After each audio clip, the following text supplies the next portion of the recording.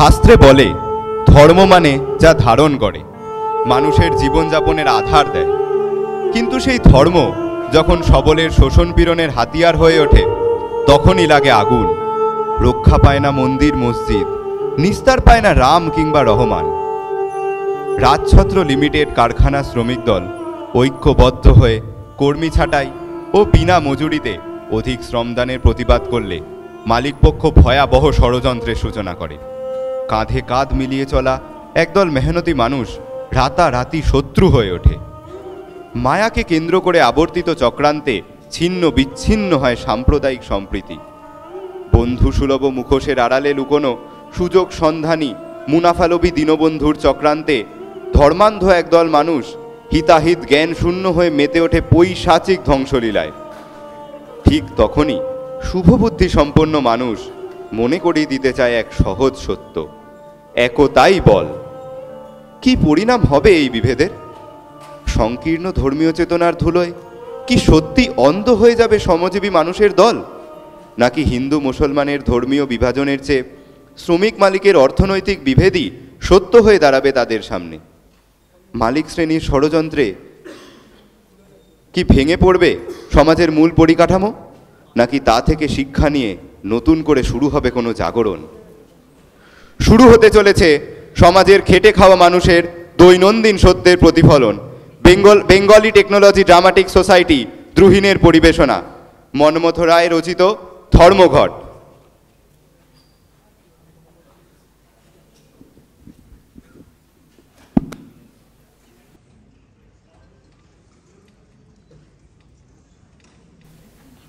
এসব কথা আমরা জানি, কিন্তু ছাড়াই করা চলবে না, চলবে না, চলবে না, চলবে না, চলবে না, চলবে না, চলবে না। কাজকর্মের অবস্থা ভালো নয়, এ তো চিরকালের বুলি, চিরকালই শুনছি। যুদ্ধের বাজারে যখন লাখ লাখ টাকা লাভ করেছে, সেই অনুপাতে আমাদের মাইনে বেড়েছিল। তবে তবে আমি না, আমাদের একটাই কথা, ছাঁটাই করা চলবে না, চলবে না, চলবে না, চলবে না, চলবে না, চলবে না, চলবে না, চলবে না, চলবে না। চেঁচামেচি করলে কোনো আলোচনা চলে না। তোমরা যার তত্ত্বাবধানে কাজ করো, যিনি কোম্পানির অবস্থা ও তোমাদের অবস্থা সবই জানেন, ফ্যাক্টরির ম্যানেজার শ্রী লোহারাম দাস, তিনি কি বলেন তোমরা স্থির হয়ে শোনো। মিস্টার দাস। মাননীয় সভাপতি এবং আমার প্রিয় সহকর্মীগণ, আমাদের এই কোম্পানির নামটি কি? রাজছত্র লিমিটেড। বিবেচনা করুন, এককালে ছাতা এবং ওয়াটারপ্রুফ তৈরির ব্যবসায় আমাদেরই একচ্ছত্র আধিপত্য ছিল। সেই সময়ে আমাদের হাতেই ছিল এই কোম্পানির, এই ব্যবসার রাজছত্র। কিন্তু তারপর গেল বিশ্বযুদ্ধের সময় থেকে শহরের আনাচে কানাচে গজিয়ে উঠল এত সব ছাতার কোম্পানি। বিবেচনা করুন, তারপর থেকেই শুরু হলো আমাদের দুর্দশা। বিবেচনা করুন, দেশের অর্থনৈতিক সংকটও এখন এসেছে। বিবেচনা করুন, দেশের ক্রয় ক্ষমতা এখন কি সাংঘাতিকভাবে কমে গেছে। জানি জানি জানি, এসব আপনারা বলবেন আমরা জানি, কিন্তু যুদ্ধের সময় যে লাখ লাখ টাকা মুনাফা হলো সেটাও বিবেচনা করুন। এই অনুপাতে আমাদের বেতন বা ভাতা কোম্পানি বাড়াবার কথা বিবেচনা করেননি। কিন্তু কোম্পানি বলেন, যুদ্ধের পর থেকে আমাদের যা লোকসান হয়েছে সবকিছু কোম্পানি মুখ বুঝে সহ্য করে গেছেন। আমাদের কারোরই বেতন কিংবা ভাতা কিছুমাত্র কমাননি। সেসব আমরা না হয় মানছি, কিন্তু যুদ্ধের সময় এত টাকা মুনাফা হলো দুধ তো দূরের কথা, এই জলেও হাত পড়ে গেল। না না না, আমরা সেটাই মানবো না। আমি দু একটা কথা বলতে পারি? তোমাদের শ্রমিক মঙ্গল কর্তা শ্রী সুমঙ্গল সেন, তিনি কি বলেন তোমরা শোনো। যুদ্ধের বছরেও কোম্পানি বেতন বা ভাতা কমাননি, বরং আমি বলবো একদিক থেকে দেখতে গেলে সেটা বেড়েছে।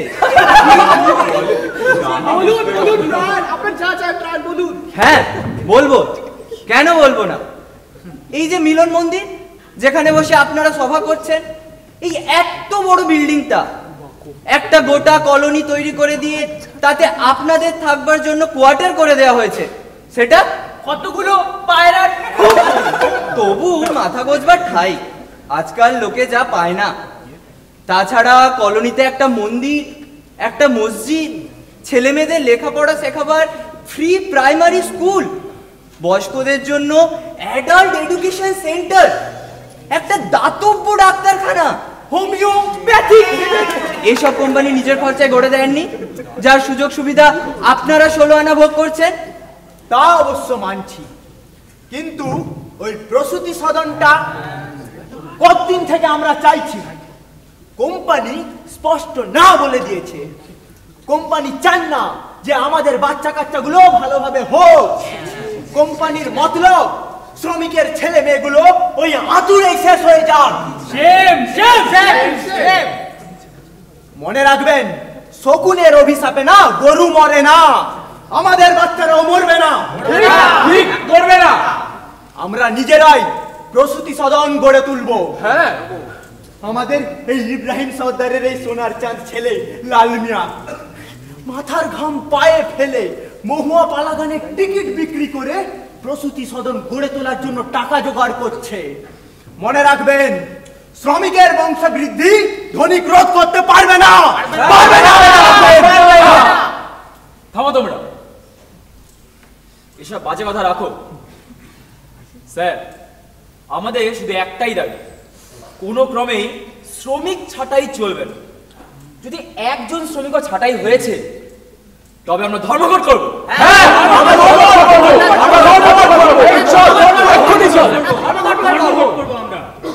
এবার আমি কিছু বলতে চাই, তোমরা মন দিয়ে শোনো।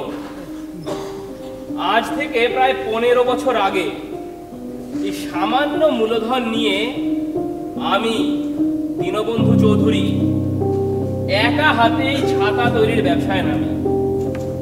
সেদিন যে যে শ্রমিকরা আমার পাশে এসে দাঁড়িয়েছিল, আমার সঙ্গে হাত মিলিয়েছিল, আনন্দের কথা আজও তাদের প্রায় সকলেই আমার সঙ্গেই আছে। শুধু আছে বলবো না, কোম্পানির সাথে সাথে তাদেরও যথেষ্ট উন্নতি হয়েছে। যে ছিল সামান্য শ্রমিক, আজ সে হয়েছে এক এক বিভাগের মাথা। যেমন এই ওয়াটারপ্রুফ বিভাগের হেড মেকানিক ওই জনার্দন দত্ত, ছাতা তৈরি বিভাগের হেড মেকানিক ওই মোহাম্মদ ইব্রাহিম। এ কথা সম্পূর্ণ সত্য যে এতকাল আমাদের মধ্যে পরিপূর্ণ সহযোগিতা ছিল বলেই এত ঝড় ঝাপটা সয়েও আজও আমরা টিকে আছি। এ কথা আমি ভুলবো না, বলতে পারি না। কিন্তু আজ কোম্পানির সামনে চরম সংকট এসে দাঁড়িয়েছে। আয় ব্যয়ের ছাপানো হিসেব তো তোমরা দেখেইছো।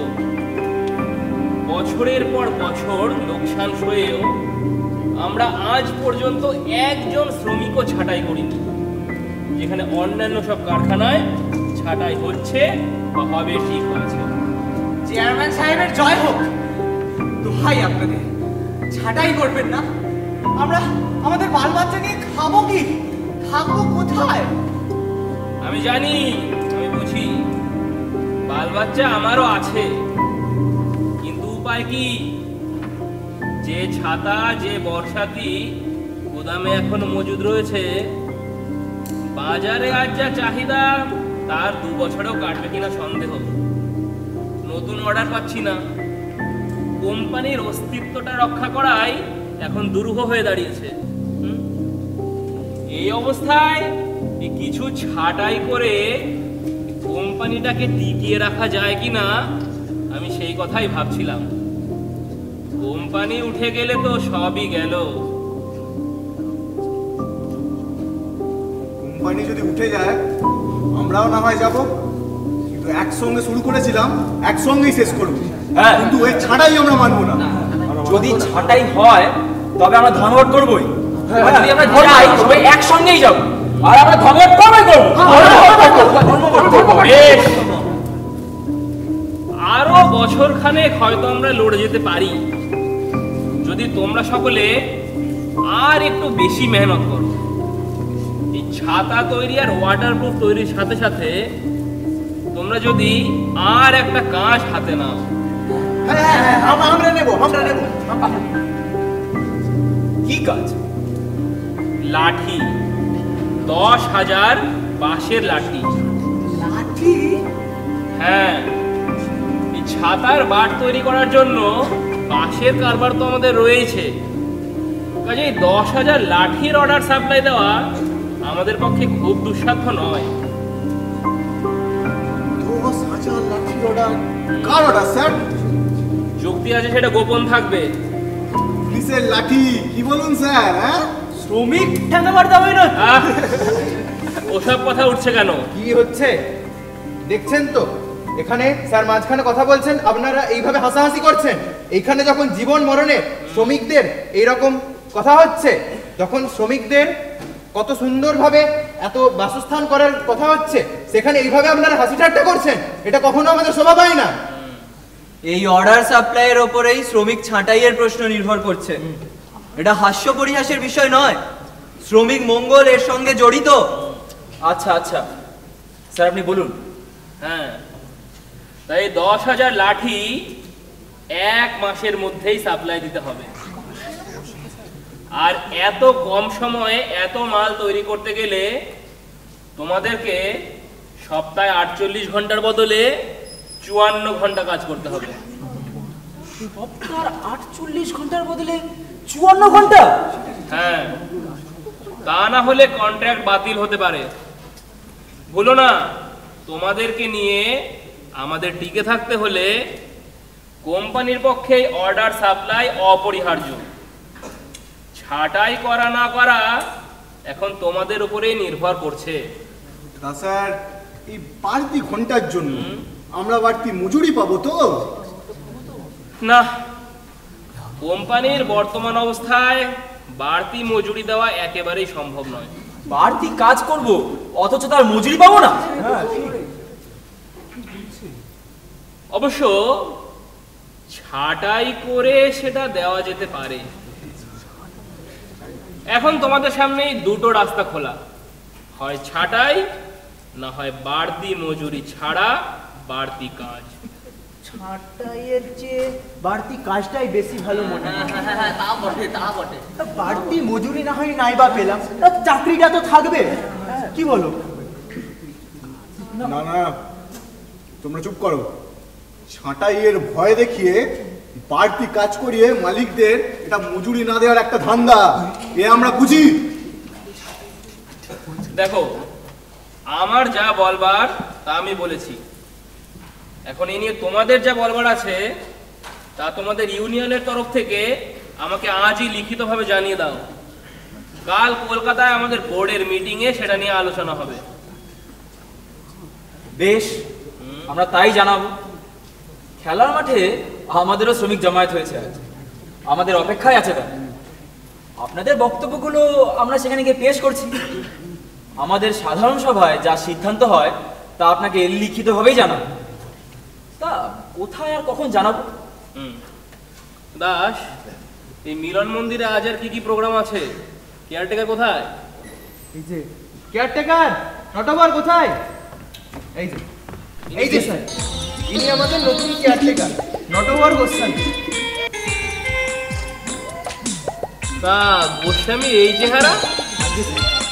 সে গোস্বামীও বলতে পারেন, উইলিয়ামও বলতে পারেন, আবার মোহাম্মদও বলতে পারেন। যাকে বলে সর্বধর্ম সমন্বয়। বিবেচনা করুন স্যার, নামের কি আসে যায়, কিন্তু স্যার লোকটি কাজে খুব ভালো। এই কিছুদিনের মধ্যে বিবেচনা করুন এই মিলন মন্দিরে কেমন উন্নতি সাধন করেছেন। আর এই যে নটবর সাহেবকে বলো, সাহেব জানতে চাইছেন আর কি কি প্রোগ্রাম। এই সভা ভাঙলে এখানে হবে ওই মহুয়া পালা গানের ড্রেস রিহার্সাল। সেটা কি? কারা করছে? পালা গানটা করছে আমরাই। ওই যে প্রসূতি সদনটা আপনাদের তৈরি করে দেওয়া উচিত ছিল অথচ দিলেন না, সেই প্রসূতি সদন গড়ে তোলবার জন্যই আমাদের এই পালা গানের আয়োজন। শহরের ভদ্রলোকদের বাড়িতে বাড়িতে গিয়ে আমরা আমাদের উদ্দেশ্য জানিয়ে টিকিটও বিক্রি করেছি। সকলে এক বাক্যে আমাদের সাধুবাদ করেছেন আর আপনাদের দিয়েছেন ধিক্কার। তা দিন, তবুও আমি তাদের ধন্যবাদ জানাই যে তারা এমন এক সৎ কার্যের জন্য টিকিট কিনে অর্থ সাহায্য করেছেন। কোম্পানির তরফ থেকে এ বিষয়ে কিছু করতে পারিনি বলে আমি বিশেষ দুঃখিত। তবে ব্যক্তিগতভাবে আমি 100 টাকার একখানা টিকিট কিনছি। সে তো আমরা আপনাকে দিতে পারবো না স্যার। কেন? 5 টাকার বেশি মূল্যের টিকিট আমাদের কাছে নেই। ও তা 100 টাকায় যে কটা টিকিট হয় আমাকে তোমরা সে কটাই দিও। ডোনেশন ডোনেশন স্যার, ডোনেশন দিচ্ছেন। তারপর মিস্টার মোহাম্মদ উইলিয়াম নটবর গোস্বামী, তাই এই পালাগানের রিহার্সালের পর এখানে আর কি প্রোগ্রাম? আজ আর কিছু নেই স্যার। বেশ বেশ, তো দাস ততক্ষণে তোমাদের ডিনার পার্টিও শেষ হয়ে যাবে নাকি? হ্যাঁ স্যার, তা হবে। বেশ, তাহলে এই পালাগানের রিহার্সালের পর আমরা সবাই আবার এই মিলন মন্দিরেই সমবেত হব এবং আশা করি তোমাদের কাছ থেকে যে উত্তর পাবো তাতে আমাদের মিলনের ভিত্তি আরো সুদৃঢ় হবে। এখনকার মতো সভা ভঙ্গ।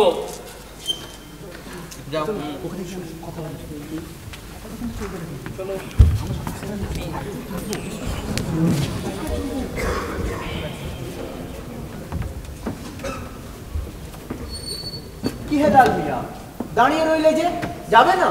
এসো। 100 টাকা দেবেন বলেছেন।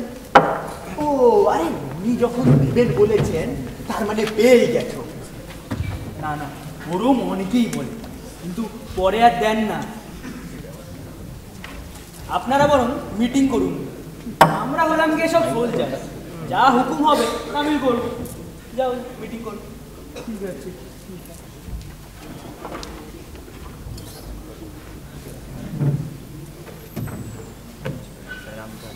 হ্যাঁ হ্যাঁ, কি ব্যাপার?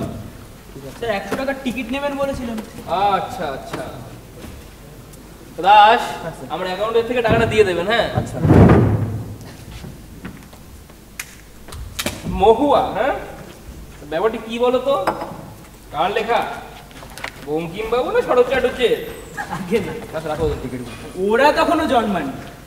350 বছর আগে পূর্ববঙ্গে দ্বিজকানাই নামে এক পল্লী কবি এই মহুয়া পালাগানটি লেখেন। আচ্ছা। হুমরা নামে এক বেদে নদের চাঁদ নামে এক ব্রাহ্মণের বাড়িতে খেলা দেখাতে আসে। হুমরার পালিত কন্যা মহুয়ার খেলা দেখে নদের চাঁদ মহুয়াকে বিয়ে করবার জন্য খেপে যায়। Very interesting. তা বিয়ে হলো? না স্যার, মহুয়া রাজি হলো, কিন্তু হুমরা বেঁকে বসল। বললে বেদে বেদে ব্রাহ্মণ ব্রাহ্মণ, তেলে জলে কখনো মিশ খায় না। That's right. বিবেচনা করুন স্যার, হিন্দু মুসলমান আর কি। হ্যাঁ। ও কিন্তু স্যার, আমাদের পার্টিতে এবার তো সময় হয়ে গেল। ও হ্যাঁ, আচ্ছা যদি কখনো সময় করতে পারি তোমাদের পালাগান শুনতে আমি নিশ্চয়ই আসবো। তা পালাগানটা কবে? এই তো পরশু স্যার, রোববার। আচ্ছা আচ্ছা, আসবো, আমি অবশ্যই আসবো। ঠিক আছে স্যার, ভুলবেন না স্যার। হ্যাঁ হ্যাঁ একদম। Caretaker sir. হ্যাঁ হ্যাঁ স্যার বলুন। আজ কিন্তু আমাদের পোশাক পরে রিহার্সালটা হবে, ঠিক আছে? আর তুমি লাইটগুলোও দেখে রাখো, ঠিক আছে? সে আর বলতে হবে না স্যার, সে যা করেছি তাক লাগিয়ে দেবো। তাক তো তুমি দুভাবেই লাগাতে পারো, কিছু করে অথবা কিছু না করে। দেখাই যাক। আদাব স্যার। হ্যাঁ হ্যাঁ, তুমি যাও এখন।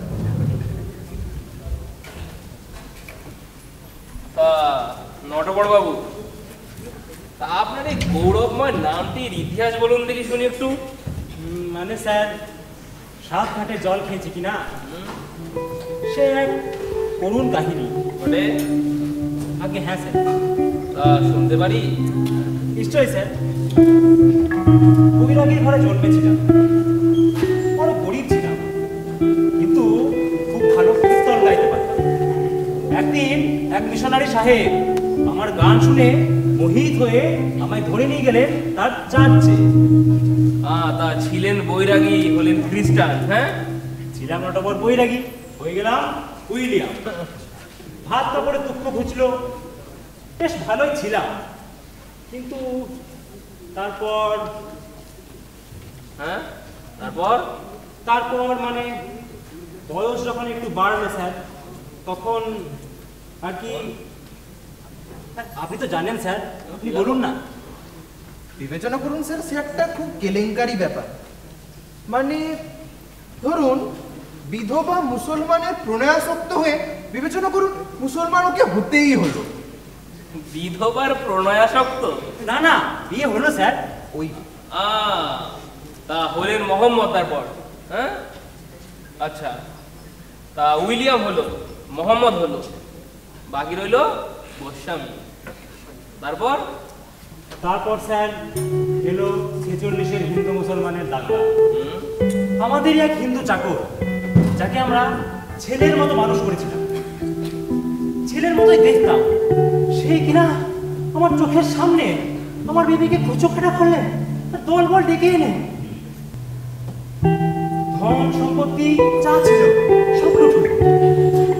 আমি কোনো মতে শুদ্ধি হয়ে প্রাণে বেঁচে গেলাম, হয়ে গেলাম গোস্বামী। হিন্দু মুসলমানের ঝগড়া একবার বাঁধলে আমি দেখেছি কারোর কোনো জ্ঞান থাকে না স্যার, দয়া মায়া ভালোবাসা সব চলে যায়, সবাই পশু হয়ে যায়। ঠিক, তুমি ঠিক বলেছ। ইংরেজরা এই ঝগড়াটা চালু রেখেই এতকাল রাজত্ব করে গেল। হ্যাঁ, আরে এরা আবার কারা? স্যার চিনতে পারছেন না? আমাদের লাল মিয়া স্যার, নদের চাঁদ সেজেছে এখানে। হ্যাঁ স্যার, আর এ হলো মায়া, আমাদের ওই ওয়াটারপ্রুফ ডিপার্টমেন্টের হেড মেকানিক জনার্দন, তার মেয়ে স্যার, মহুয়া সেজেছে। বাহ, বেশ তো। আমাদের পালা গান শুনতে আপনি সময় করে আসবেন সে ভরসা আমরা রাখি। দলের সবাই তাই বলছিল পোশাক পরেই আমরা এখন রিহার্সালটা দেব। আপনি যদি সময় করে একটু শুনে যেতেন, ওই 100 টাকার টিকিটটা তাহলে একটু উসুল হয়ে যেত। আর অনেক ধন্যবাদ, তবে আজ আর পারছি না। আসবো তোমাদের পালাগানের দিন, আমি নিশ্চয়ই আসবো। সেই ভালো স্যার, এই সময় দাস, এখানকার মেয়েরা দেখছি বেশ ফরওয়ার্ড। হ্যাঁ হ্যাঁ স্যার, মানে সবাই নয়, কিন্তু এই মেয়েটি বিবেচনা করুন একটু বেশি রকমই ফরওয়ার্ড। বাপের শাসন নেই, তার জন্য বিবেচনা করুন অনেক কেলেঙ্কারি হচ্ছে আমাদের লাল মিয়ার সঙ্গে। কেলেঙ্কারি? বিয়েটি আমাদের কি? যা শুনেছি স্যার, বিবেচনা করুন ওদের বিয়েটা না হয়েই গেছে, তবে উনি কেন? কখনো কেন? জনার্দন স্যার, জনার্দনের বিয়ে। আরে ঘোড়া, এসব শুনবে কেন? আর তাছাড়া স্যার, সব জিনিস যদি একটা প্রকাশ্যে আসে, বিবেচনা করুন একটা হিন্দু মুসলমানে তো দাঙ্গা বেঁধেই যাবে। দাঙ্গা, মারামারি, কাটাকাটি, রক্তারক্তি। আমি তো বলছিলাম স্যার, তখন আর কোনো জ্ঞান থাকে না, সবাই পশু হয়ে যায়। জানি, আমি জানি, সবাই জানে, কিন্তু মজা এই ব্যাপারটা আবার সবসময় মনে থাকে না। চলো দাস, ওই আমার ব্যাগ আর ওয়াটারপ্রুফটা। হ্যাঁ নাটক সব ঠিকঠাক করে গুছিয়ে নেবে কিন্তু।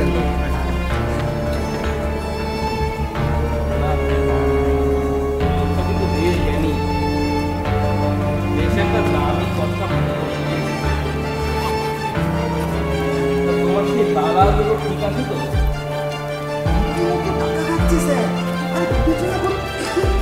কেন দেখিয়ে নেন তো, আমাদের শ্রমিকদের সামনে তোমরা গরম গরম বক্তৃতা দিয়ে এলো। বাড়াবাড়িটাই ভালো নয়, এই করেই সব খারাপ হয়। আচ্ছা থ্যাঙ্কস, তোমার সঙ্গে আলাপ করে অনেক খুশি হলাম। নিজের জীবনের অনেক বাজে কথা বলে আপনার অমূল্য সময় নষ্ট করেছি স্যার, ক্ষমা করবেন। না না, এ তোমার একার জীবনের কথা নয়। হিন্দু মুসলমান এই দুটো জাতির মধ্যে বিরোধ বাঁধাতে পেরেছিল বলেই তো ইংরেজরা এত বড় দেশটায় এতকাল রাজত্ব করে গেল। ওদের নীতি ছিল ডিভাইড অ্যান্ড রুল, তাই তো? অথচ ইতিহাসের এই শিক্ষায় আজ আমরা ভুলে যাই। এসো দাস, আমার খাস কামরা এসো। হ্যাঁ স্যার, তুমি এদিকটা দেখে নাও সব। রন্টন, এদিকে আলোর একটু ফেল না। আরেকটু। আচ্ছা থাক। ওই গবু, তুমি আলোটা দাও না, আর একটু বড় করে দে। থাক।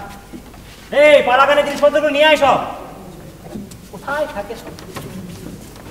না, তোমরা সব দেরি করে ফেললে দেখছি। আর 10 মিনিটের মধ্যে ড্রপ তুলতে হবে, খেয়াল থাকে যেন। আরে আপনি এখানে আর ওদিকে গ্রিন রুমে কেউ আপনাকে খুঁজে পাচ্ছে না বলে হইচই করছে, জিনিসপত্র ঠিক জায়গায় রাখেন না। হইচই করা ওদের স্বভাব, ওদের সবই তো রয়েছে। ঠিক আছে, আমি দেখছি।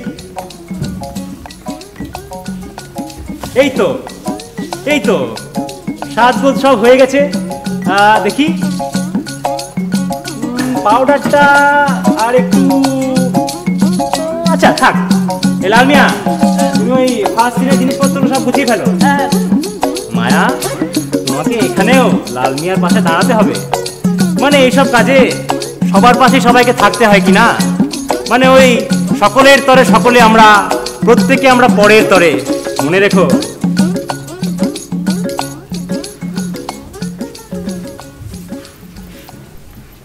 শোনো,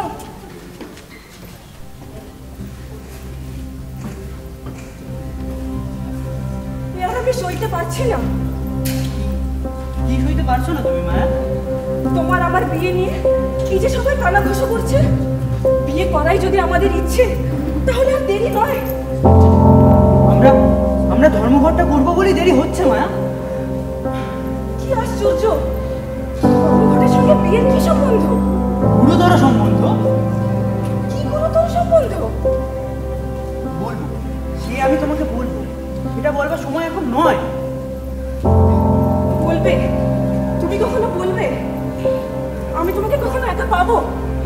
না না, তুমি আমাকে বলো।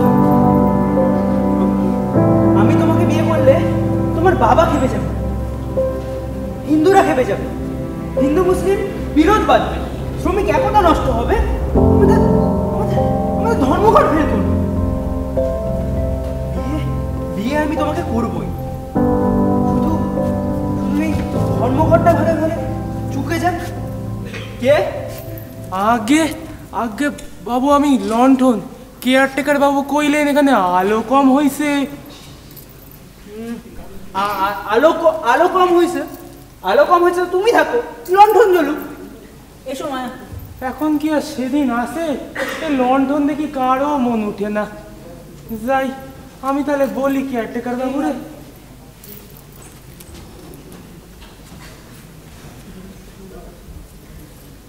ধর্মঘট যদি ধর্ম হয়, আমাদের বিয়েটাও অধর্ম নয় লালুদা। আমি এটা কিছুতেই বুঝতে পারছি না আমি। একটা ধর্ম, একটা সত্য যদি আমরা পালন করি, তাহলে আরেকটা ধর্মে, আরেকটা সত্যে আঘাত লাগবে কেন? বুঝি না আমি লালুদা। তা ঠিক, কিন্তু এই যে এই কম লাইটে তোমরা দুটিতে এখানে কি করছো বলো দেখি? এদিকে যে সব বুঝেছি, লাভ সিনটা হারিয়ে নিচ্ছি, কিন্তু রিহার্সাল কত দেবে?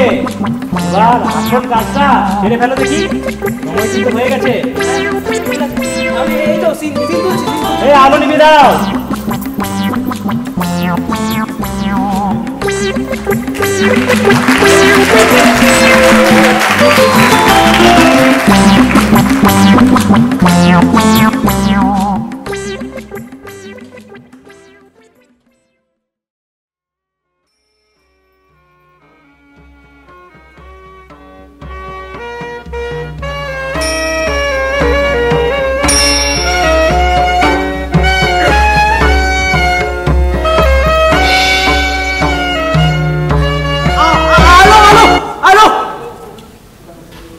লেগেছে।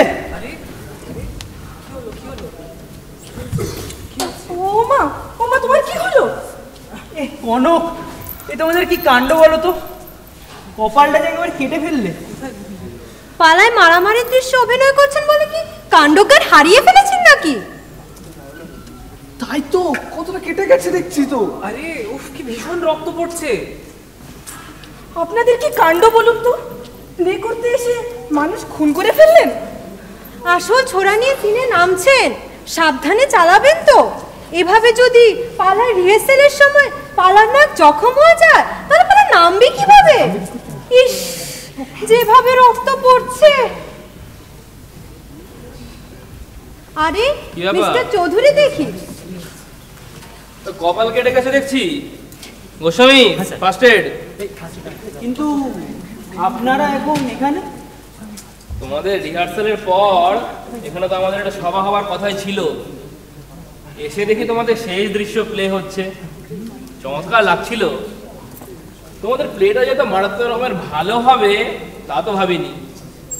তো থাক গোস্বামী। হ্যাঁ স্যার। তুমি এক্ষুনি ডিসপেন্সারিতে নিয়ে যাও। আপনি তাড়াতাড়ি আসুন, ডাক্তারের তো বাড়ি চলে যাওয়ার সময় হচ্ছে নাকি? না না, অত ঘাবড়াবার কিছুই হয়নি। বিলক্ষণ খাবড়াবার ব্যাপার হয়নি মানেটা কি? বিবেচনা করো, সেফটি হতে পারতো তো। তুমি একা যাবে লালুদা? আরে না না, তোমাদের ব্যস্ত হওয়ার মতন কিছুই হয়নি। তোমরা বরঞ্চ মঞ্চটা খালি করে দাও। দেখছো না এখানে সভা হবে। আরে আসুন না, আমি তো যাচ্ছি। আরে না না, তোমাকেও আসতে হবে না। তুমি পোশাকগুলো দেখে তুলে রাখো, ঠিক আছে? আমি আসছি।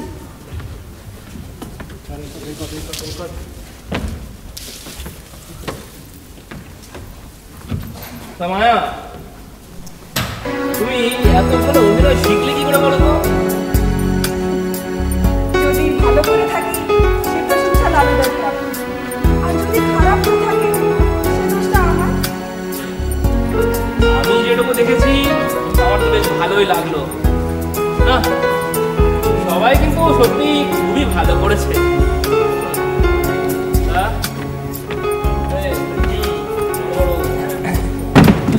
ঠিক করে রাখবে তো। হ্যাঁ বসুন স্যার, আমি এখন এটাকে মিটিংয়ে জায়গা করে দিচ্ছি। আপনারা সব সরে আসুন, এখানে এখন মিটিংয়ে জায়গা করতে হবে। মায়া, শোনো, রন্ধন শোনো। কোথায় থাকে সব কাজ বললাম আমাকে তো, একা করতে হবে। এত সুন্দর অভিনয় কে শেখালো? লালুদা শিখিয়েছে। আচ্ছা, এখানে মায়া কে আছে? আমি কেন? কে? আপনার মার শুল বেদনা হয়েছে। শুল বেদনা হয়েছে? কে বললো? সে তো পাড়ার কেউ হইব। আমি কোন নতুন লোক চিনি না। নাম কইল আব্দুল। আব্দুল? ইব্রাহিম কাকার শালা? কোথায় সে? যখন আইছিল তখন প্লে হইতাছিল। বলি গেল প্লে ভাঙলি আপনি এত চলি যান। সে যেন কইল ডাক্তারখানা যাচ্ছি। সে কি? আমি আসছি। মায়া দাঁড়াও দাঁড়াও। ওই ছোকরা, কি নাম তোমার? কোথায় থাকো? গোস্বামী বাবু একা একা খেটে মরছেন। যাও ভেতরে তার কাছে যাও। যাও, ওদিকে আছে, যাও সাহায্য করো, যাও। হ্যাঁ, কলিক পেন হয়েছে তোমার মার। তাই কাজ করো, আমার গাড়ি আছে, তোমাকে বাড়ি পৌঁছে দেবে। তাহলে তো খুব ভালো হয়। সাজসজ্জা ছাড়তে, রং তুলতে অনেক সময় লাগবে। গাড়িটা পেলে আমি সব নিয়ে বাড়ি ফিরতে পারি। নিশ্চয়ই নিশ্চয়ই। দাস, এক কাজ করো, তুমি ড্রাইভারকে বলে দিয়েছো তো তুমি বাড়ি পৌঁছে দিতে। আপনাকে অনেক ধন্যবাদ। আসো।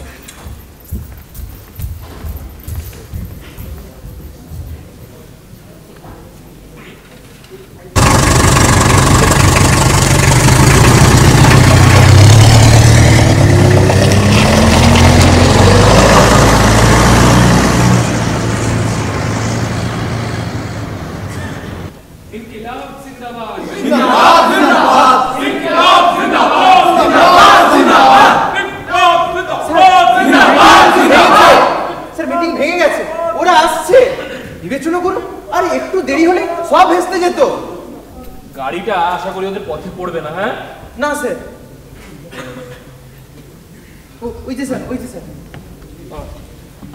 মিটিংটা শেষ হতে আমাদের একটু বোধহয় দেরি হয়ে গেল। আপনি অপেক্ষা করছেন?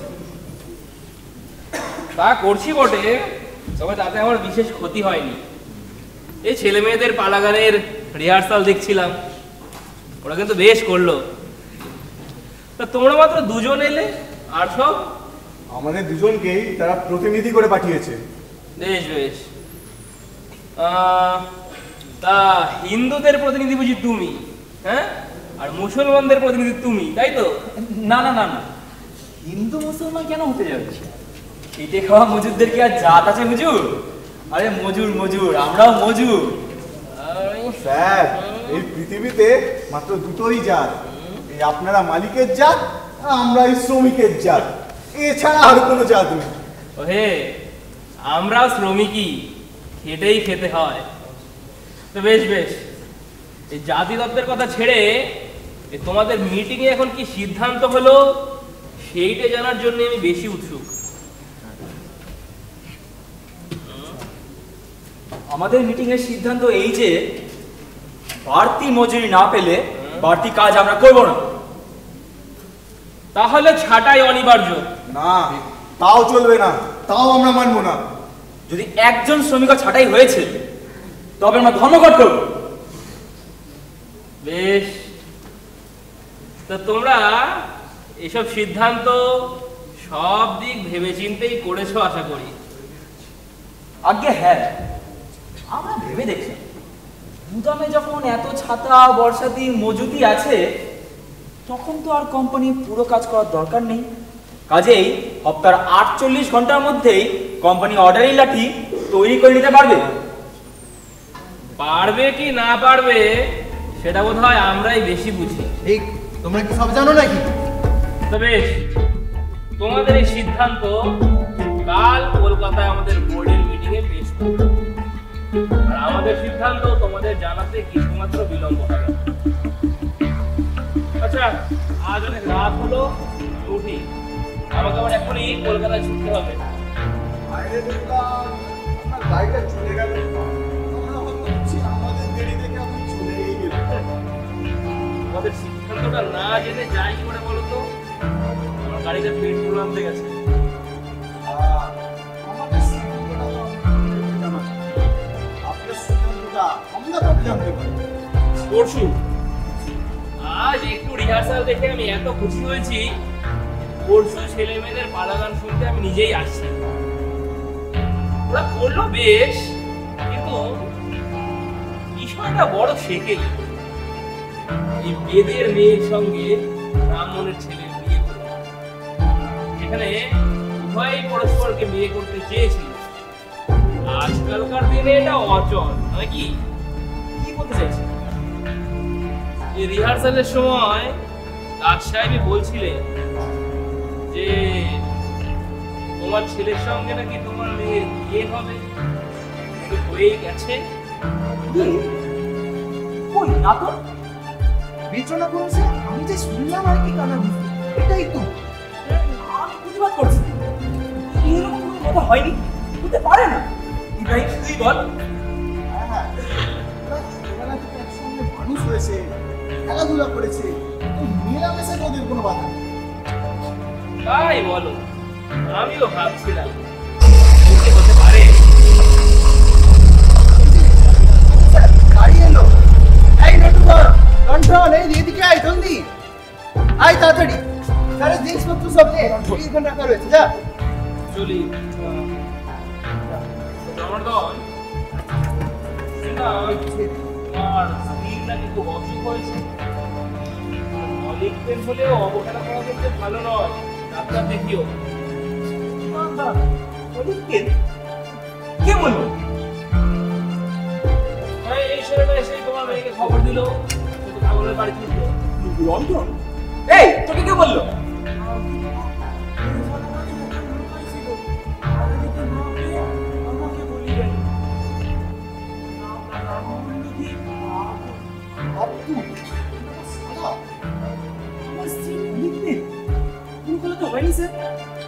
হয়নি হতে কতক্ষণ?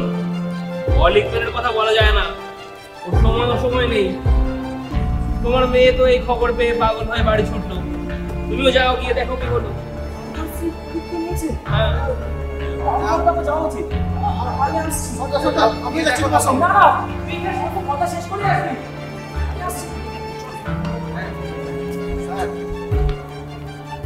আজকের দিনটা কিন্তু সত্যি খারাপ। তোমার ছেলে, সেও তো আবার কপাল কেটে গেছে বলে ছোট ডাক্তারের কাছে। যাচ্ছিলে রাত কখন কেটে গেল? হ্যাঁ, রিহার্সালের সময় কি করে যেন কাটলো। তো তুমি এবার থেকে কি করবে? যাও। ঠিক আছে, আসছি স্যার, আসছি। হ্যাঁ, যাও।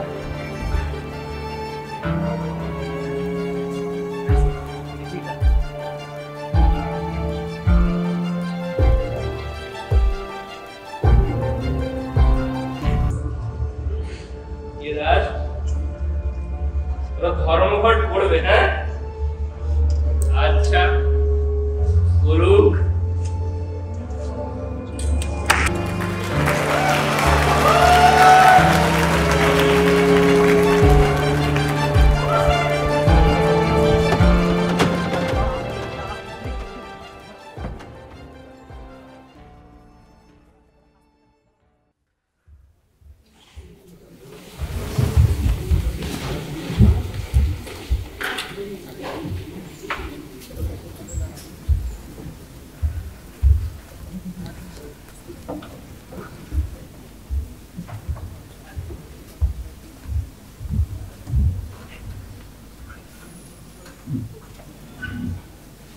তা বেহুশ হয়ে বসে বসে হুকু টানলেই চলবে? আমার মেয়েটা হারিয়েছে শুক্রবারে, আজকে রবিবার, তার তো কোনো বার্তাই নেই। তুমি কোন আক্কেলে বসে আছো শুনি? মজা দেখছো না? বুঝতে কেউ বাকি রাখে। ইব্রাহিম তার দলবল নিয়ে শুধু আমাদের পাড়া না, আশপাশে সব কটা কলোনিতে খুঁজেছে। খুঁজে না পাওয়া গেলে তো কপালে দোষ বলো। রাখো তোমার ইব্রাহিম, ওই আব্দুলকে ধরো, তাকে বেত মারো, জুতো মারো, তার টুপিটা টেনে ধরো। ওই বলবে আমার মেয়ে কোথায়। আমার নাকি হয়েছে শুনবে না, ওই ওকেই ধরো, ওকে শুনে চাপাও। আর আব্দুলের মধ্যে থাকতেই পারে না, একেবারে বাজে কথা। তোমাদের কতবার বলবো, সেদিন আমার আব্দুল পাশেই দাঁড়িয়েছিল, সেদিন মাঠে মিটিং। তাছাড়া আব্দুলকে তো আমরা এত দিন ধরেছি, সব চোখের জায়গা যাই না নয়। আমি ভেবে দেখেছি, আমার তো এখন মনে হচ্ছে মাকে কেউ ধরে নিয়ে যায়নি, সে পালিয়েছে। এত বুদ্ধিমতী মেয়ে আমার এরকম নির্বোধের মতো কাজটা কেন করলো বলো তো? পালিয়েই থাকে, তারটাই তোমার। মেয়েকে আশকারা দিয়ে মাথায় তুলেছিলে, বাধা তো কোনোদিনও দাওনি। কথা লেখাপড়া শিখে ঘর গৃহস্থালির কাজ ছেড়ে পাড়ে পাড়ে নাকি লেকচার দিয়ে বেড়ায়। কার আশকারায়? ভেবে ছেলের সঙ্গে ওঠা বসা, মিলানের সাথে এটা করা, কোনো কিছুতে তুই বাধা দাওনি, তাকে তো মাথায় তুলে রেখেছে। মাথা ঠিক থাকে সমস্ত মেয়ে? বললো তো, মুখে চুনকালিটা পড়লো তো। কি হয়ে গেল কিচ্ছু বুঝতে পারছি না। আপনার ছেলে নেই, তার জন্য কোনোদিনও দুঃখ করি। মেয়ে ছিল আমার ছেলে, ছিল আমার হাতে লাঠি। এমন দুর্বুদ্ধি তাতে কেন হলো? আমি বলবো আমার মেয়ে পালায়নি। দোস্ত অনেক ছিল, কিন্তু বাবা মা বলতে কিন্তু সে অজ্ঞান। জানো জানো, আমার মনে হয় আমার মেয়েকে কেউ ধরে নিয়ে গেছে, নাহলে তাকে চুরি করে নিয়ে গেছে। ওকে তুমি বসে দেখো না, ওকে তুমি ওঠো না, তুমি পুলিশে খবর দাও। ওই ওই ওই আব্দুলকে ধরো, ঘরে ঘরে খানা তল্লাশি হোক। ওই আব্দুলই বলবে আমার মেয়ে কোথায়। এই যে বৌদি, তোমার কাছেই আসছিলাম। আচ্ছা, পরশুদিন কি আব্দুল কোনো সময় তোমাদের বাড়িতে গেছিল?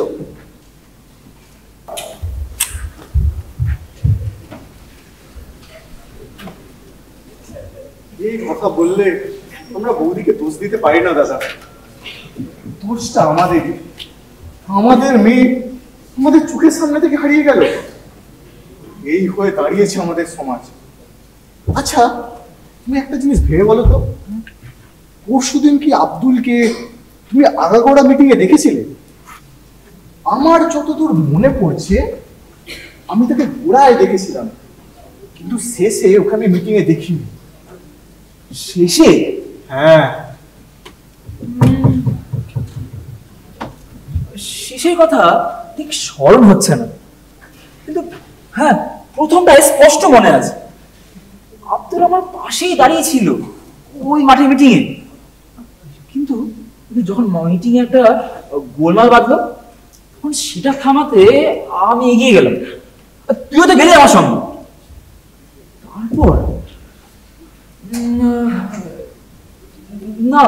তারপর তো আমার মনে পড়ছে না।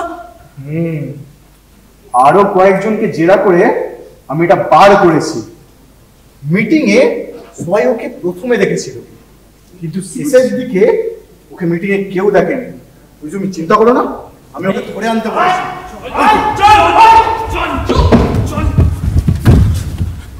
কিছুতেই আসতে চায় না। খোদার কসম দিয়ে বলছি আমি কিচ্ছু করিনি। লন্ডন হঠাৎ করে তোমাদের কাছে বলেছে, যে লোক সেদিন তার কাছে গিয়ে পুলিশের কথা বলেছিল সে লোক আমি নই। তবু বারবার আমার উপরে জুলুম কেন বলতে পারো? তাই আমি সে কথা বলছি। এত বড় কথা তুই বলতে পারলি মিয়া? হ্যাঁ, এই জন্য বলছি যে আমাদের কাছে তো প্রমাণ আছে। না না, এই কথা তোমার সত্যি নয়। মিটিং এ ও বরাবরই ছিল, মিটিং ভাঙবার সময় ও ছিল। হ্যাঁ ছিল, প্রমাণ আছে। কি হ্যাঁ তোমরা দেখোনি? বলবে তো? না না না সর্দার, ও মিটিং এ আগাগোড়াই ছিল। আব্দুল এরা তোমাকে অনর্থক হয়রানি করেছে, আমাদের কথা কিছু মনে করো না। মায়াকে হারিয়ে আমাদের মাথার আজ কিচ্ছু ঠিক নেই। আমি তো তোমাদের জানি বাবা, তোমরা আমার মেয়েকে নিজের বোনের মতো দেখতে। না না না, যাও বাবা, কাজে যাও। কাজ কাজ আর কি করবো সরকার? কি যে আমার নামে কেচ্ছা রটালো আমি তা ভেবেই পারি না। কি বলছো মায়া আমার মায়া আমার মা? সেবার যখন আমার বসন্ত হয়েছিল তখন কে আমার সেবা করেছিল? আমার ওই একটি মেয়ে। আমি কোনোদিনও তা বলতে পারবো না।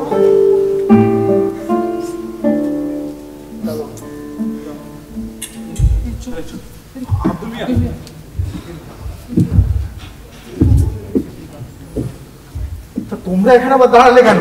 যাও গিয়ে খুঁজে দেখো। আর কোথায় দেখবো? খুঁজে দেখা কি আর বাকি আছে?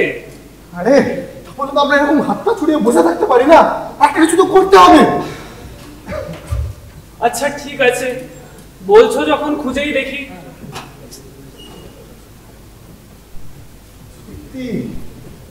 আমাদের মেয়েটা চলে গেল, ওদের মাথার আজকে কিচ্ছু ঠিক নেই।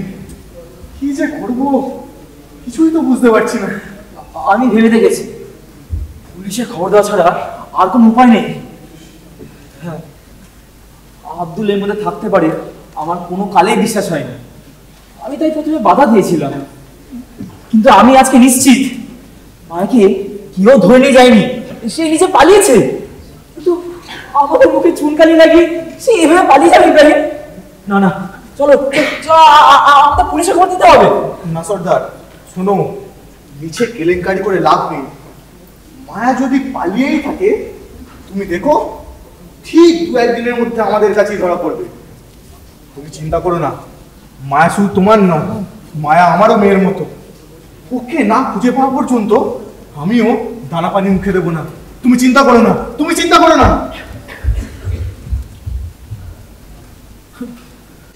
তোমাদের তো বটেই, তাই তো পুলিশে খবর দিতে এত আপত্তি। কি বললে হারা?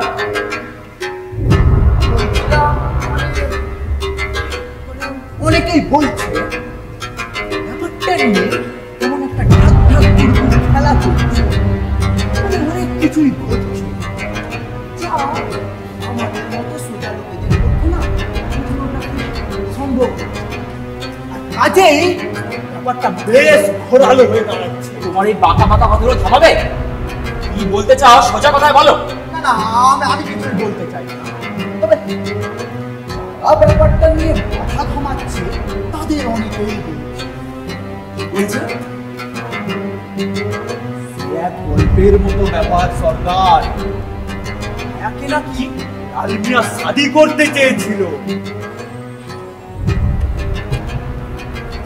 আজ দিন ধরে শুনছি বলে, কিন্তু আমি তো বলছি এই বিষয়ে মায়ার মা বা আমি কিছুই জানি না। তোমাদের তো জানবার কথাও না। তোমরা যদি জানতে তাহলে তো আর এই শাদিটা হতো না। আরে আমরা জানলেই যে শাদিটা হয় না এরকম কোনো কথা নেই। এই যদি নাবালিকা হতো তবে আমি বিয়েতে রাজি হতাম, কিন্তু কিন্তু মায়া যদি নিজের ইচ্ছায় লাল মিয়াকে বিয়ে করতে চায় তবে এই বিয়েতে আমি অমত দিতাম না। গল্পটা হচ্ছে যে হ্যাঁ, মায়েরও না এই শাদিতে কোনো মত ছিল না, কাজেই নাকি মায়াকে সরানো হয়েছে। কি শুনেছি? গল্পটা তো এখন সেই রকমই দাঁড়াচ্ছে সরকার। আর হ্যাঁ, লাল মিয়া যে শুধু মায়াকে সরিয়েছে তাই নয়, এখন সুযোগ বুঝে নিজেও সরে পড়েছে। কি বলছো না? এ যা বলছি এ কিন্তু গল্প নয় সরকার। খোঁজ নিয়ে দেখো, লাল মিয়া কাল সন্ধ্যে থেকে এই কলোনিতে নেই।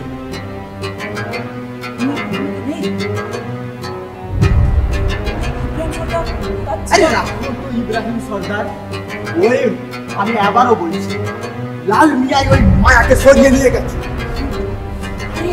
আমরা সবাই শ্রমিক, আমরা সবাই এক, কিন্তু ওই একটা মুসলমানের ছেলের সঙ্গে তো আর হিন্দু মেয়ের কাঠ ছড়া মাথায় যায় না।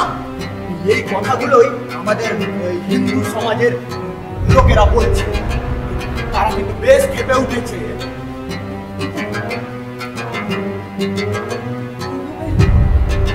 আমার কাছে বিশেষ হচ্ছে না, আমাকে সরিয়ে চলে গেল।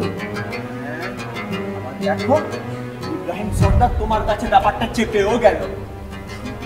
আমি বুঝতে পারি না লোকটা যে তোমার কাছে গেলে তোমার বন্ধু সে যে এরকম তোমাকে কি এ স্বয়ং মালিক আসছেন যে খান কয়েক চেয়ার কেউ আছো? না না আমি থাক। মালিক এসেছে। জনার্দন, শুনলাম তোমার মেয়ে নাকি চুরি হয়েছে। আমি এসেছিলাম পালা গান শুনতে, ওরা এত করে বললো। এসে শুনি পালাটা সব বন্ধ, হিরোইন নেই, হিরো নেই।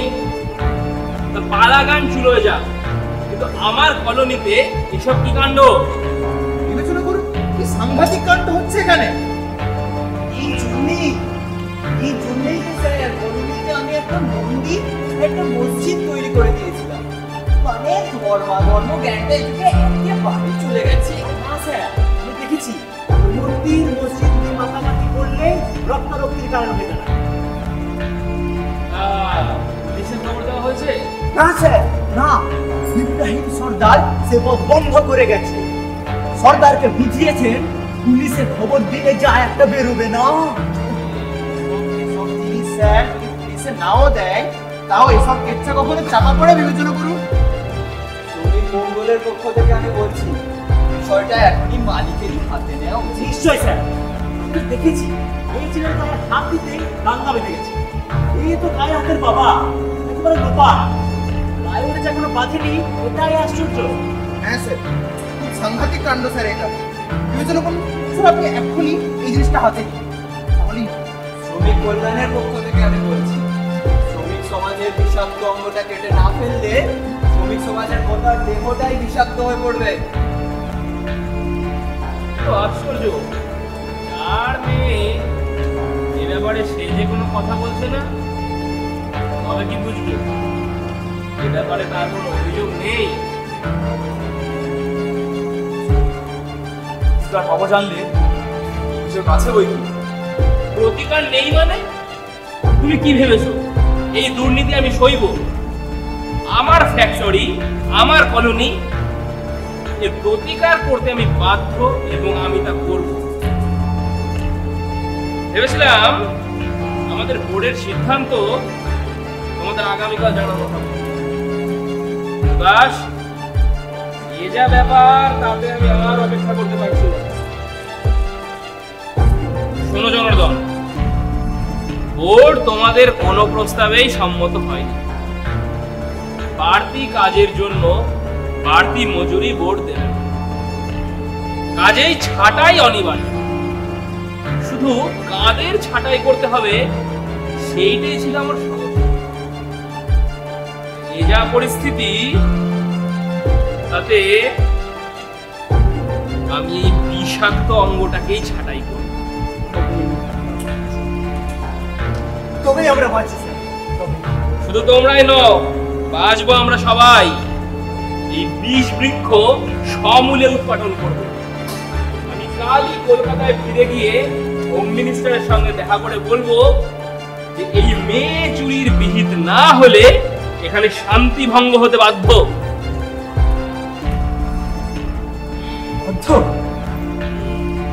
শান্তি ভঙ্গ হতে বাধ্য? স্যার স্যার, আমি আমার মেয়ে ফিরে পেতে চাই স্যার। স্যার, আমার মেয়েকে যখন চুরি করেছে তখন তার জীবন সম্পর্কে আমি কোনো আশঙ্কা করি না। আশঙ্কা শুধু বেইজ্জত। সেটা বেশি। একদিন ওই ইব্রাহিম, ওই ছেলে, ওদের জন্য আমি নিজে প্রাণ দিতে পারতাম। আজ যদি আমি ওদের আমার হাতের সামনে পাই, তবে আমি নিজে হাতে ওদের প্রাণ দেবো। না না, ভায়োলেন্স নয়, দাঙ্গা হাঙ্গামে একেবারে নয়। ব্যাপারটা আমাকে দেখতে দাও। চলো দাস, ছাঁটাই অর্ডারটা এক্ষুনি বের করতে হবে। কিন্তু তার আগে জনগণ, তোমাদের মঙ্গলের জন্যই আমি যদি বিষাক্ত অঙ্গটাকে ছেড়ে ফেলে দিই, তাহলে তোমাদের কোনো আপত্তি আছে? তোমরা কর্মঘট করবে? না, করবো না আমরা ধর্মঘট। যাদের নিয়ে ধর্মঘট করতাম তারা আজ আমার সাথে অধর্ম করেছে। এই ধর্মটা আমরা করবো না স্যার। আমি জানি, আমি দেখেছি, তেলে আর জলে কখনো মিশায় না। বেশ, চলো দাস, অনেক কাজ বাকি। হ্যাঁ স্যার।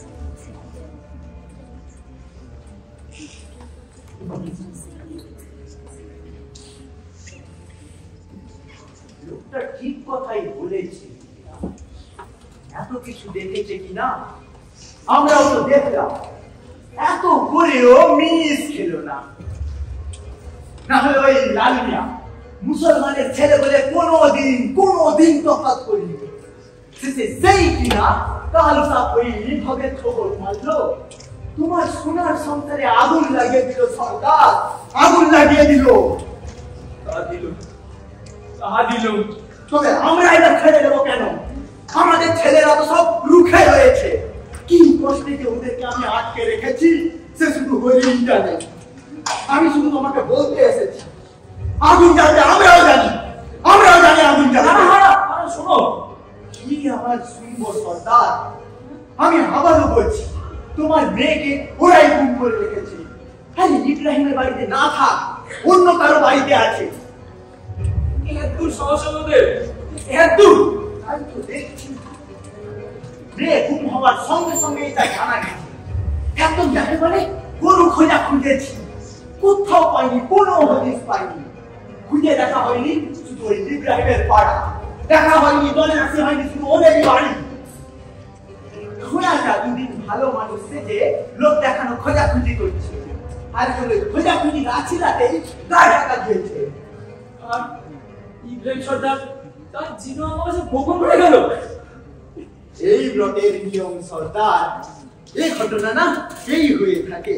দোকান ম্যানেজারের মুখে শুনলাম আমরা নাকি ছাঁটাই হয়েছি, আর তবুও তোমরা কাজ করবো বলেছো। কোনো কথা লাগে বল, তোর ছেলে কোথায়? কোথায় লালমিয়া? লালমিয়ার খোঁজ তো আমরা পাচ্ছি না। লালমিয়া কোথায় সেটা তুই জানিস? লালমিয়া কেন মারা খেয়ে তোমরা বুঝতা আমার গ্রামে হুকুম দাও, আমি এক্ষুনি এই মানে ছিঁড়ে ফেলে দিই। খবরদার!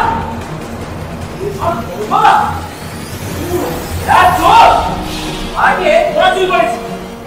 বিমান আমরা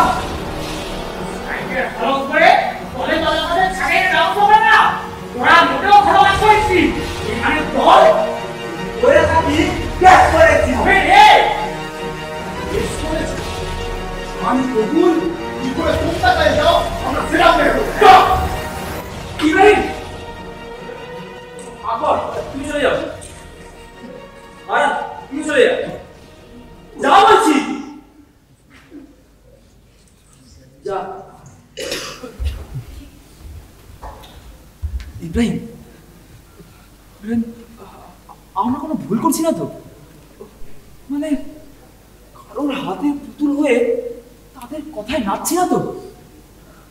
নাটকটা তো ভালোই পারো দেখছি। চোর বেঈমান বলে গালাগালি দিয়ে এ আবার কিশোর ধরলো। আমার মুখে কথা ধরিস না ভাই, মাকে হারিয়ে আমার মাথা একদম গেছে, কিচ্ছু ঠিক নেই আমার মাথার।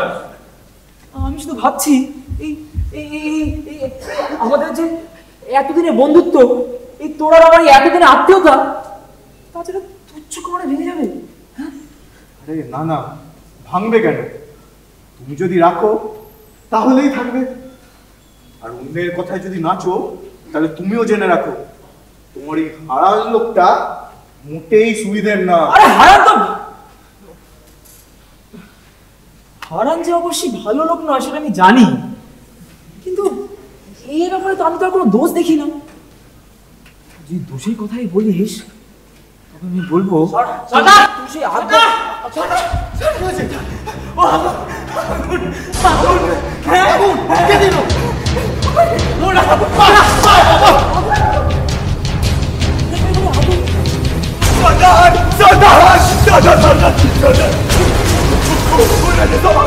তুমি এখনো দাঁড়িয়ে আছো?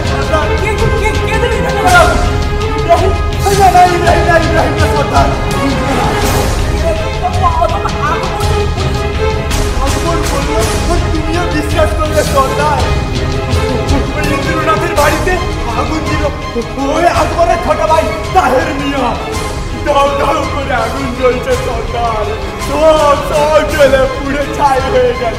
ছোট্ট ছোট্ট বাচ্চা ছেলেমেয়েরা সব পুড়ে গেল সর্দার। পাড়াকে পাড়াতে হতো সব হয়ে গেল সর্দার, সব হয়ে গেল।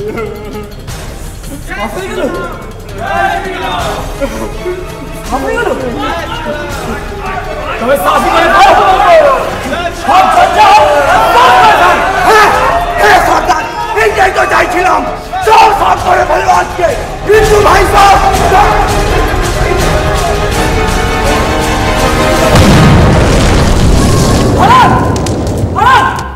বাবুদি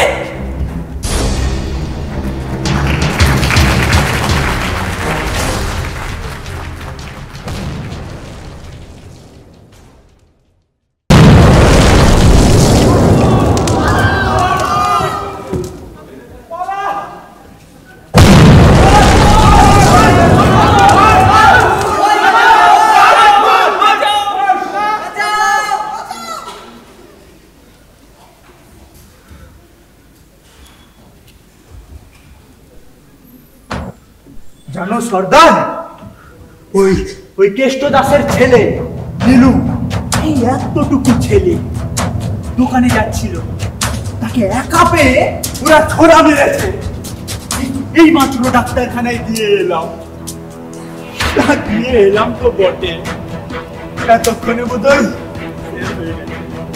সব পারে, সব পারে। তাই আমাদের ছেলেগুলো রেগে গিয়ে ওই কসাইয়ের দোকানটায় আগুন লাগিয়ে দিয়েছে। দোকানটা বোধহয় এতক্ষণে না চলে শেষ। চোর লড়াই চলছে সর্দার, কিন্তু বিষয়টা হচ্ছে যে ওদের বোমাগুলো না আমাদের বোমার চেয়ে বেশি জোরে ফাটছে, আওয়াজও অনেক বেশি। দলে ভাই আমরা, ওনার দাঁড়াবে আমাদের সামনে। কিন্তু আজকে আমরা কাজে যাবো না? না না, আমরা আজ কাজে যাবো না। ছাই হয়েছে, কাজে যাই মিশে গিয়ে ওরা আমাদের ঘর বাড়ি সব লুট করবে। এই জন্যই তো চেয়ারম্যান সাহেব আজ সকালেই পুলিশে খবর দিয়েছে, যাতে পুলিশ এসে ওদের সাহায্য করে আর ফ্যাক্টরির কাজ ভালোভাবে চলে। আরে চুলায় চাকাকারি, এদিকে আমার মেয়ে হারিয়ে গেছে, আমার ইজ্জত গেছে। হারান, আমার ইজ্জত গেছে। আরে চিন্তা করো না সর্দার, চিন্তা করো না, দেখবে ওদের পাড়া তল্লাশি করলেই আমাদের মেয়ে আমাদের কাছে ফিরে আসবে। পুলিশ এলেই সব ঠিক হয়ে যাবে। ওই ওদের হাতে যদি দড়ি পড়ে তখনই ফ্যাক্টরির টাকা ঘুরবে আর কোম্পানিও বাঁচবে, আমরাও বাঁচবো সর্দার। একটাই কথা ভুলে যাও, এখন মায়ার কথা ভাবো।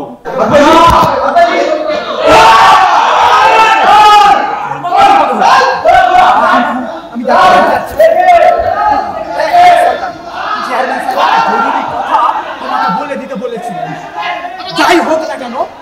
ফ্যাক্টরির কাজ যেন বন্ধ না হয়। এই মাসের মধ্যেই ডেলিভারিগুলো করতে হবে, না হলে কন্ট্রাক্ট বাতিল হতে পারে। আর এটাও বলেছেন যে ওই কন্ট্রাক্টের বাড়তি লাঠি আমাদের হাতেই তুলে দেবেন ওই দুশ্মনগুলোকে সায়স্তা করার জন্য। আচ্ছা, ও হ্যাঁ, আর একটা গোপন কথা তোমাকে ভুলে যাচ্ছি। এই কন্ট্রাক্টটা না পুলিশের, কাজেই পুলিশ আসবে আর দেখবে কাজ যেন ঠিক মতো চলে। মানে ওরা তো গেছে।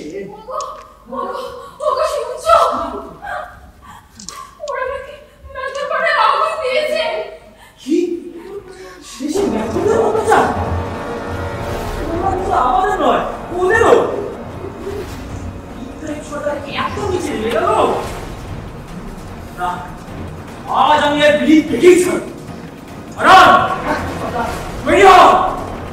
আগুন লাগাবে ও ইব্রাহিমের বাড়ি।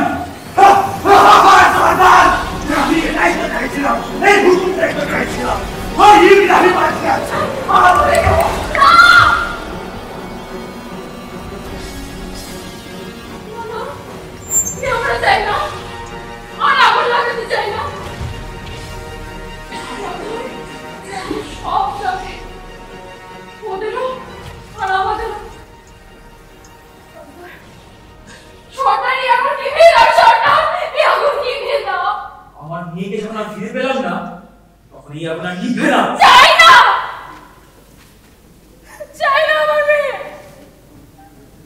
আমার এক মেয়ের জন্য আর 10 জন ছেলে মেয়ে মরুক, আমি চাই না। এই রাত্রির মধ্যে তুমি তোমার মেয়ে ফিরে চেয়েছিলে, আর সেটা হয়নি বলেই আমি জ্বেলেছি এই আগুন। এই আগুনে সব যাবে, সব পুড়ে ছাইখাই হয়ে যাক। আমি বুঝিনি গো, তখন আমি কিছুই বুঝিনি, কিন্তু এখন আমি বেশ বুঝি। মারামারিটাই বাড়ে।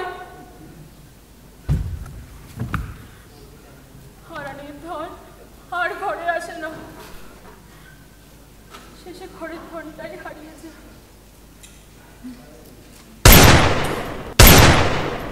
বন্দুকের শব্দ, তবে কি পুলিশ এসছে? সর্দার সর্দার সর্দার, তোমার এখানে পুলিশ আসছে।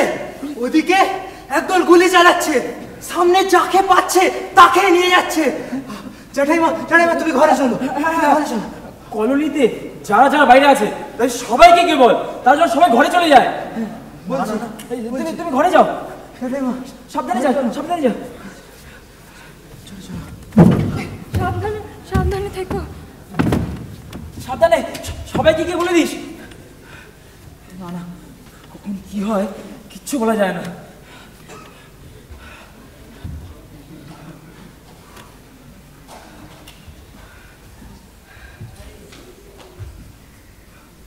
চারিদিকে দাঙ্গা হাঙ্গামা, মাঝখানে নিবিকারে হুকো টানছে।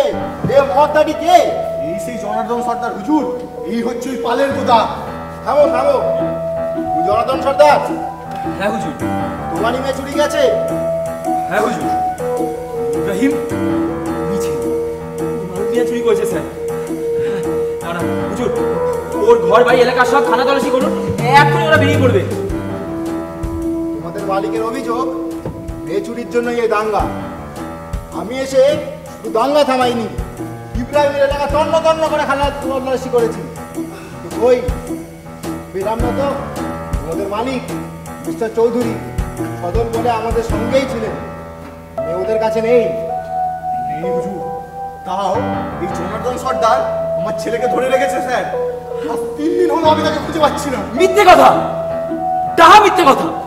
হুজুর আসুন, আমার ঘর বাড়ি এলাকা সব খানা তল্লাশি করুন। আমার কাছে লাঠি নেই। ইব্রাহিম যতটা চালাক, দেখি তার চেয়েও বেশি। তোমার চেহারা দেখে বলে যায় সর্দার সাহেব তোমরা কেউ কম নয়। এত বড় দাঙ্গা হলো, হাতের মতো কাউকেই ধরা গেল না। অনর্থক খানা তল্লাশি করে আমার মূল্যবান সময় নষ্ট করে লাভ নেই। ওর ঘরে যে তোমার ছেলেও পাওয়া যাবে না সে আমি ভালোই জানি। কিন্তু তোমাদের দুজনকেই একটা কথা বলবো, মন দিয়ে শোনো। স্যার বলুন। ব্যাপারটা যা বুঝলাম তাতে দেখছি ওই মুয়া পালা গানটাই সত্য, আর সব মিথ্যে। কি বলছেন স্যার? হ্যাঁ, ওই পালা গানই আছে। বিয়েতে বাধা ছিল বলে মুয়া নদের চাঁদ পালিয়ে গেছিল জঙ্গলে, আর এ যুগের জঙ্গল হলো কলকাতা। খোঁজ করো তাদের সেখানে কোনো হোটেলে, এবং এও জানি যখন তাদের ধরবো তখন দেখবো তারা গলাগলি করে সিনেমার গান গাইছে, আর তোমরা কি না এ ওর গলা কাটবার জন্য সুরিশান দিচ্ছ। পুলিশের চাকরি করে চুল পাকিয়েছি, আমার কথা মিথ্যে নয়। ঝগড়াঝাটি ছেড়ে দাও, ফের ঝগড়াঝাটি করছো খবর পেয়েছি কি তোমরা গেছো, লাঠি পিটা করবো সবাইকে। জানি হুজুর জানি, আর সে লাঠি এরাই তৈরি করবে, সেজন্য তোমার আফসোস করার কিছুই নেই। যদি দরকার হয় সে লাঠি ওদের পিঠেও করবে। চলো।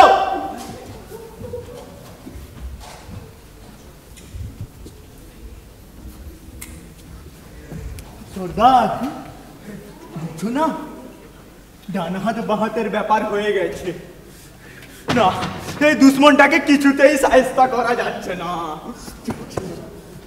তোমার আদেশ পেয়ে ইব্রাহিমের বাড়িতে আগুন লাগাবো বলে যেই মাত্র গেলাম, সেই পুলিশ এসে গেল, পালাতে পথ পাই।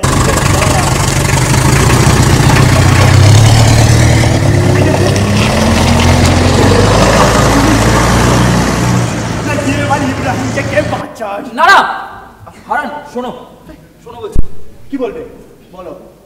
মানে ওই ইন্সপেক্টর সাহেব যা বলে গেলেন, মানে মায়া লাল মিয়া কলকাতা পালিয়ে গেছে। তোমার কি মনে হয় এই কথা সত্যি? তা হতে পারে, হতে পারে, কিন্তু মায়া যে নিজের ইচ্ছাতে গেছে এ কখনোই সত্যি নয়। লাল মিয়া ওকে জোর করে ধরে নিয়ে গেছে।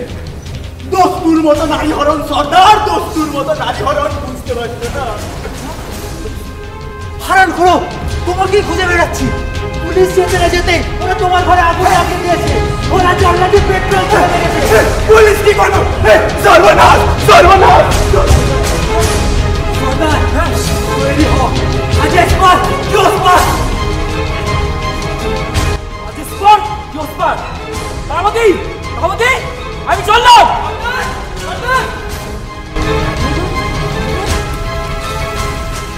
বল বল বল, কোথায় মায়া? বল, আমার মেয়ে কোথায়? তার তার খোঁজে গিয়েছিলাম মেদিনীপুরের নন্দীগ্রামে। কোথায় সে? সেখানেও যায়নি সে। কেন যাবে সে সেখানে? সেখানে আছে সে যেখানে তুমি ওকে ধরে নিয়ে গেছো। যদি প্রাণে বাঁচতে চাস সত্যি কথা বল, কোথায় মায়া? নিজের জীবন বিপন্ন করে তোমার কাছে মিথ্যা বলতে আসেনি জ্যাঠামশাই।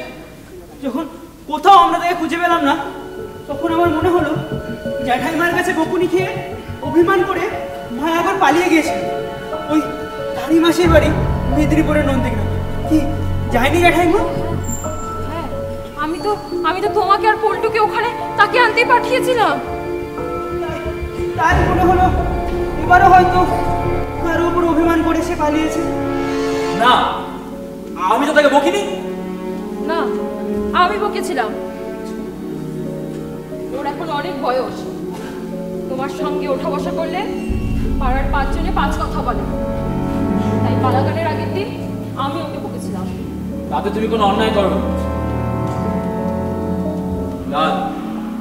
তোমার নন্দীগ্রামে যাওয়ার কোনো কারণ ছিল না তেমনটা নয়। তুমি যে সেখানে গেছিলে এ কথা আমি বিশ্বাস করি না। জ্যাঠামশাই, আমি জানি আজ তোমাদের সকল ক্রোধ আজ আমার উপর। এসে দেখি আমারই জন্য কলোনিতে দাঙ্গা বেঁধেছে। আমি মায়াকে নিয়ে পালিয়েছি সন্দেহে শ্রমিক একতা গেছে ভেঙে, একদল হয়েছে ছাটাই, তোমার একদল কাজে যাচ্ছে জ্যাঠামশাই। ভাইয়ে ভাইয়ে কি দাঙ্গা, জীবন যাচ্ছে, ঘর বাড়ি পুড়ছে। আমার মাথা চাইছো তোমরা, সব জেনে শুনেও আমি এসেছি। মিথ্যে বলতো না। আমি বিশ্বাস করছি, শুধু একটিবার বলো আমার মেয়েকে যে আমি খুঁজে পাচ্ছি না তাতে তোমার কোনো হাত নেই। শুধু ওই কথাটুকু জ্যাঠাইমা, শুধু ওই কথাটুকু বলতেই আমি এসেছি এখানে। যদি বিশ্বাস করো আবার আমি বেরোবো মায়াকে খুঁজতে। তার জন্য পৃথিবীর ওপারে, জীবনের ওপারে যদি যেতে হয় তাও যাব। আর যদি বিশ্বাস না করো তাহলে আমি এখানে আছি, এখানেই থাকবো। জীবিত অথবা মৃত থাকবো তোমাদের সামনে, শুধু এই আশায় যে একবার তোমরা বলতে বাধ্য হবে যে আমি মিথ্যে বলিনি। জ্যাঠামশাই, আমি যাব না থাকবো? থাকবে। তবে তুমি আমাকে বিশ্বাস করলে না জ্যাঠামশাই? তোমাকে আমি বিশ্বাস করেছিলাম, দলবলকে আমার এক ফোঁটাও বিশ্বাস নেই। পার্বতী, ওর চোখ মুখ দিয়ে বুঝতে পারছো না? ওকে ঘরে নিয়ে যাও, ও না খেয়ে আছে। এসো বাবা, এসো। আয় বাবা লাল। আমাকে শুধু এক গ্লাস জল দাও তুমি জ্যাঠাইমা। সর্দার লাল, তুমি? হ্যাঁ বলছি সব। কি আর বলবে, বাঘের গুহায় এসেও তুমি যে এখনো বেঁচে আছো তাতে সব বলা হয়েছে। এবার আমি যেটা বলতে এসেছি শোনো। লাল মিয়া তোমার এখানে ওরা কোনোভাবে একটা জানতে পেরেছে ইব্রাহিম সর্দার দল বল নিয়ে মরিয়া হয়ে ছুটে আসছে লাল মিয়াকে তোমার হাত থেকে রক্ষা করার জন্য। ব্যারেকের দুধারে পেট্রোল ছড়িয়ে সব জ্বালিয়ে দিচ্ছে। ওই তো দেখে এলাম হারান খুনের বাড়ি দাও দাও করে জ্বলছে। হারানের বাড়ি দাও দাও জ্বলছে? হারানের বাড়ি চলুক, হারান একা থাকতো, ও নিশ্চয় এতক্ষণে সরে পড়েছে। কিন্তু ইব্রাহিম সর্দার এই আগুনে ভয় আমাকে দেখাতে পারবে না। আগুন জ্বালায়, আমিও জ্বালাবো। আমি যে আগুন জ্বালাবো তার তাপ ইব্রাহিম সর্দার সইতে পারবে না। সেই আগুন এই লাল মিয়া। না চমকানোর কিছু নেই, আমি একাই এসেছি, কোনো হাতিয়ারও আনি। শয়তানিটা কিছু কোথায় সেটা তো বুঝতে পারছি না ইব্রাহিম। সব কিছু শুনতে চাই না, আমি আমার ছেলেকে ফেরত চাই ব্যাস। আমি আমার মেয়ে এখনো ফিরে পাইনি। তাছাড়া তুমি আমার ডান হাত হারানের বাড়িতে আগুন লাগিয়েছো। তোমার ডান হাত হারান? তোমার ডান হাত একদিন আমি ছিলাম সর্দার। সে যাই হোক, হ্যাঁ আমি তোমার ডান হাত হারানের বাড়িতে আগুন লাগিয়েছি। আর তার বাড়িতে লুট করে আমি যা পেয়েছি আমি তার সাথে তোমাকে সেটা দিচ্ছি। তার পরিবর্তে তুমি আমার ছেলেকে ফিরিয়ে দাও। হাসালে ইব্রাহিম। হাসো হাসো, আমারও হাসার সময় আসছে। এই তো এসে গেছে।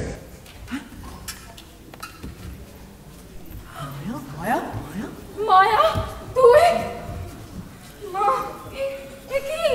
মা, একটু জল, আমার একটু জল দাও। বস।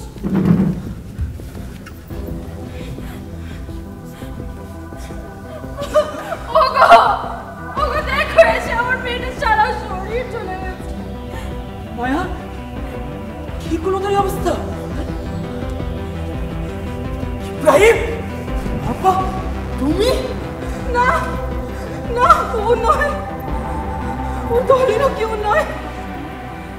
কে কে কে করে তোর দশা? বলছি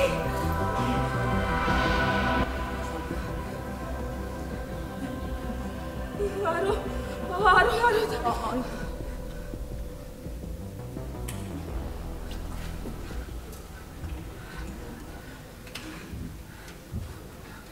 চলে গেল, গোটা শরীরটা চলে গেল। মা আমার, তুই শুধু আমায় একবার বল, কি করলো তোর এই দশা? আমি তোকে ছাড়বো না, বল কে? হারান, হারান, তোমাদেরই হারান। হারান? হ্যাঁ হারান, শয়তান। কিন্তু আমি আর পারছি না। মা, আমায় বাঁচাও, আমায় বাঁচাও। কোন পার্বতী, তোমরা ওকে ধরে ধরে ঘরে নিয়ে যাও। কোন তুইও যা, জলটা নিয়ে যা, সাবধানে।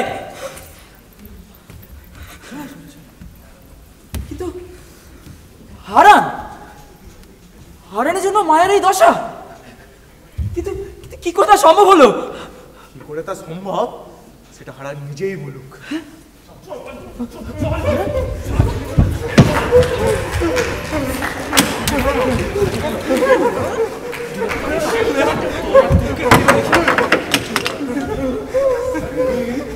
তোর বাড়ি যখন আগুন নেই, আমাদের ভয় ঢুকে দরজা বন্ধ করে দিচ্ছি।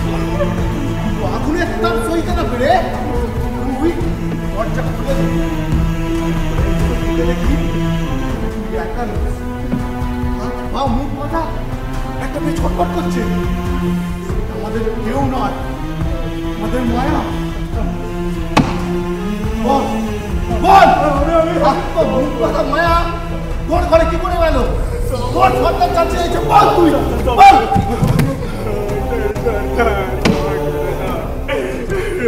বল কি করে তা সম্ভব হয়? টাকাই সব সম্ভব হয় সরকার। কার টাকা? দুনিয়ার বন্ধু, ওই তো দীনবন্ধু চৌধুরীর টাকা। আশ্চর্য হচ্ছি না, কিন্তু কেন? মাকে কি সে চেয়েছিল? না না না না, তবে কেন বুঝতে পারছো না? এত বড় জোয়ান তুমি ভাবতে পারো না?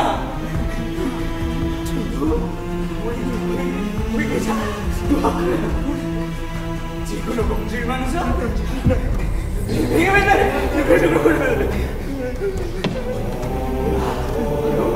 বুঝেছিল যে আর কোনো পথ নেই,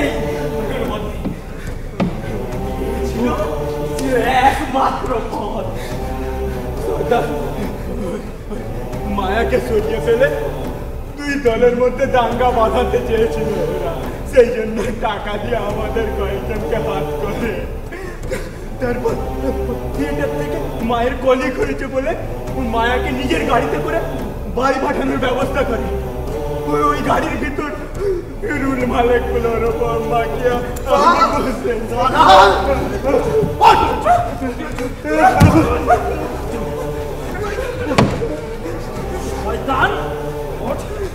বিশ্বাসঘাতক, ওদের মতো কয়েকটা লোকের জন্য আমার মেয়েটাকে জীবিত ফিরে পেয়েছি, কিন্তু আরো কতগুলো জীবন ছাড়খাড় হয়ে গেল। তোদের মতো কটা স্বার্থপর লোকেদের জন্য। সর্দার, তুমি হুকুম করো। এখন থাক, ওদের ব্যবস্থা আমরা পরে করব। এখন তোমরা ওকে নিয়ে যাও।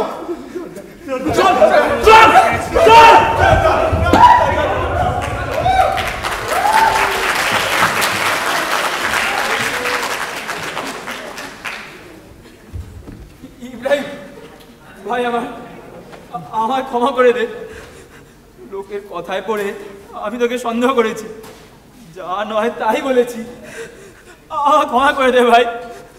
চল চল, আমরা সবাইকে, গোটা দুনিয়াকে গিয়ে বলে দিই, এই দুনিয়ায় শুধুমাত্র দুটো জাত, একটা ওই ধনিক আর একটা শ্রমিক।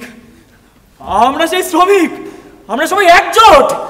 হ্যাঁ সর্দার, এখন এসব থাক। এখনো আমাদের অনেক বড় কাজ বাকি আছে। যারা এই ভয়ানক দাঙ্গাটা বাঁধিয়েছে তাদের সঙ্গে আমাদের বাকি আছে। তাদের বিরুদ্ধে আমাদের এখন রুখে দাঁড়াতে হবে নাকি?